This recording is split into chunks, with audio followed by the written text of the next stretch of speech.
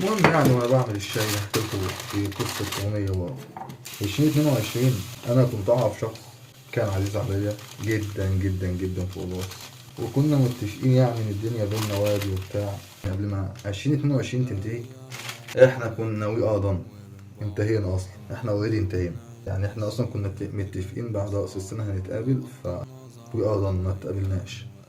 فانا كنت مستنظر ان يجي رأس السنة بتاع 20 يعني 2023 31/12 نتكلم.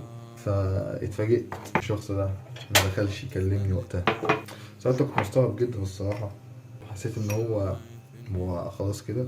فبكل بساطة وقتها طلعت النوتة بتاعتي الجميلة وكتبت تراك. وكتبت التراك وقتها لأن كنت حاسس بحاجة معينة مش عارف أتكلم مع حد فيها، وكتبت التراك ده يومها.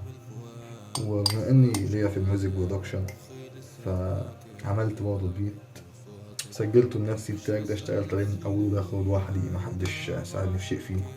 نزلته 31/12/2024، نزلته بعدها بسنتين عشان التراك ده كان شخصي بالنسبة لي أو كنش. فالتراك ده أتمنى تسمعوا الكلام ده. سنة جديدة وانتي بعيدة، جت سليمة بس سايبة جوايا جروح كتير. ذكرى أليمة فيا وفيها كانت جميلة، رغم ان قصتنا ما كانتش جميلة.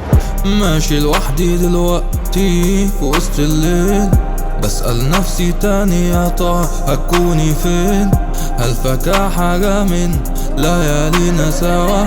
هل بتفتكرني كل ليلة في رأس السنة؟